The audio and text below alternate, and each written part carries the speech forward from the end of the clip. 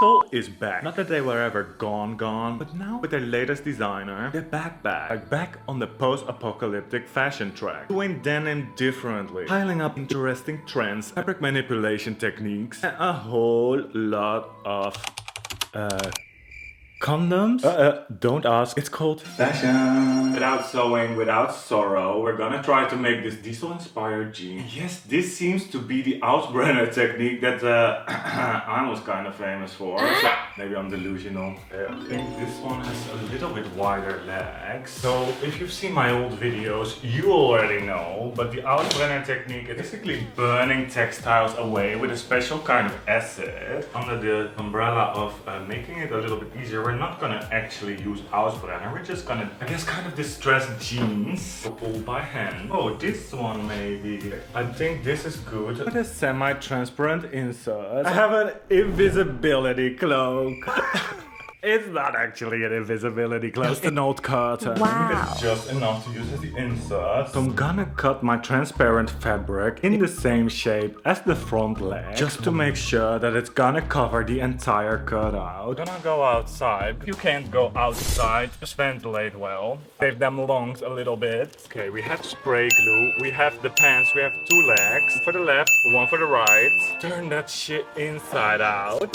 Apply the glue on both layers of fabric, so on the transparent as well as on the jeans. Follow the directions of the glue, and I'm gonna avoid the middle part because there for sure we're gonna open the jeans anyway. Put it on the edge, just around the edges here. Maybe don't do it outside on the ground. Oh, that's really dirty now. Oh, it has to dry for a little bit. We have to wait. Okay, now look at it dry for 10 minutes. Glue it together. I'm going under the pocket here. A little bit too long. Cut that off later. Stick the leg on the leg. Don't want to like be all negative, but that was the easy part.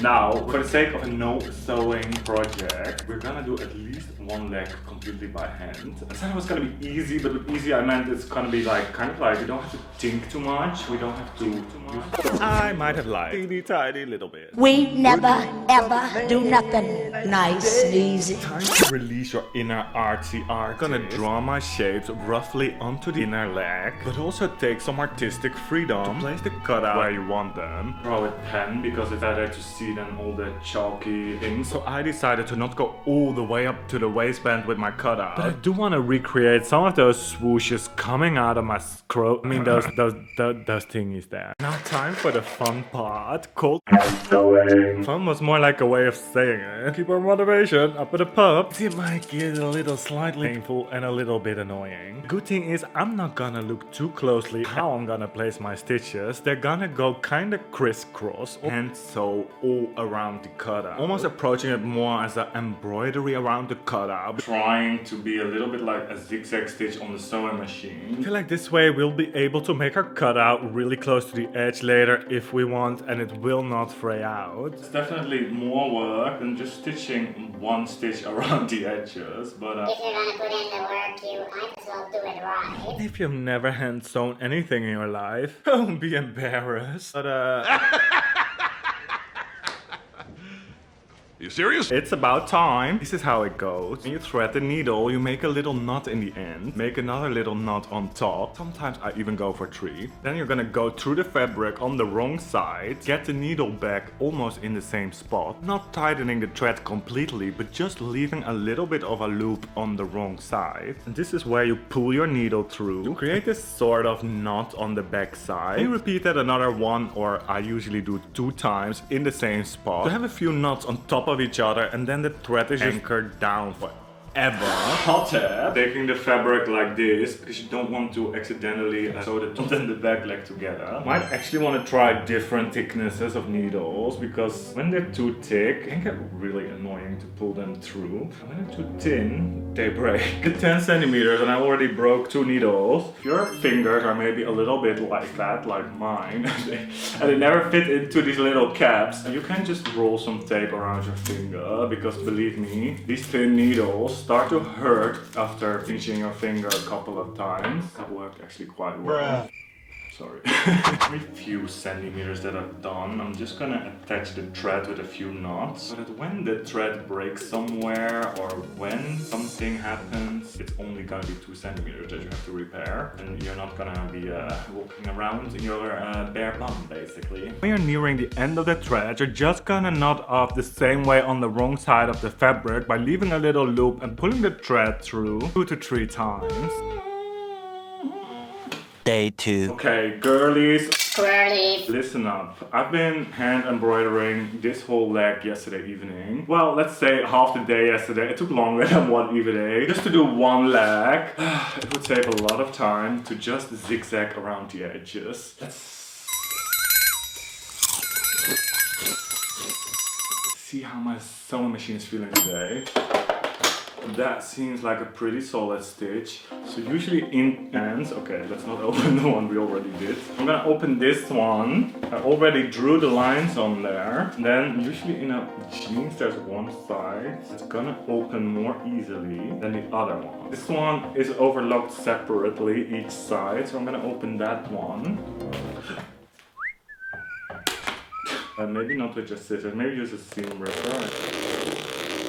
Thing is only that I've drawn it on the inside and I want to sew from the good side, just be sure that that side is going well. It just looks better from the good side usually. We're just gonna make 2 stitches, one time from the wrong side. Out the zigzag, and then one time with the zigzag. So just wait stitch, you just transfer the drawing to the other side and then go over the zigzag stitch from the good side. Not so super sure if I still make so much sense. The most important is to have a nice zigzag stitch all around the cutout. And my stitch is not gonna be too small, except for when I get to the pointy endings of those swooshes that are coming out of the, you know, those thingies. Make my zigzag a little less wide, but we can create a little bit more of a sharp, pointy shape. Okay, that was about 10 times quicker. Woo! Let's make the cutout without cutting transparent fabric. So I'm just gonna make sure that I pull it apart first before I make a little snip snip. I know myself. I would like a little bit of a framing edge around it. So we're probably gonna cut between ½ centimeter and 1 centimeter. Here in the areas where I want to have a bit more of a fine line, I go closer to the stitch line. But I don't want to cut too nicely. Edges really a bit irregular. Nice. Worried about the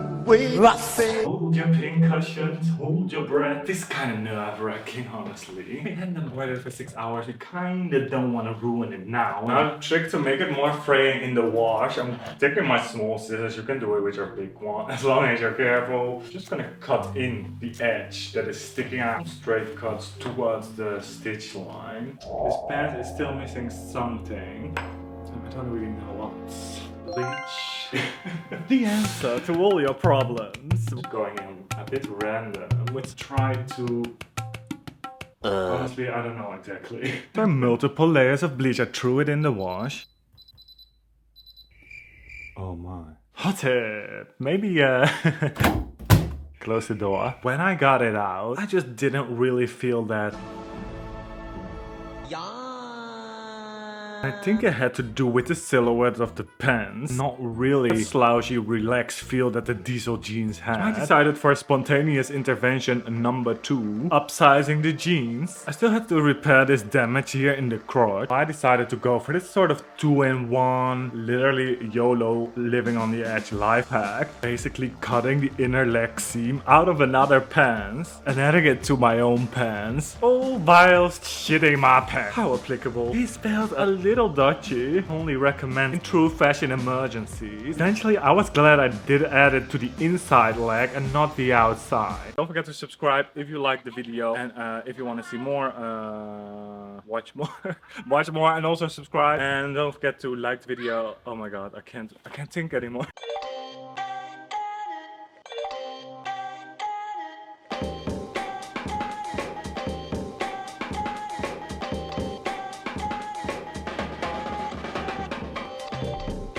Watch my crunchy baguette back tutorial next, and I'll see you there or in another video. Leave a sweet comment or tell me I suck. I don't care anymore, okay?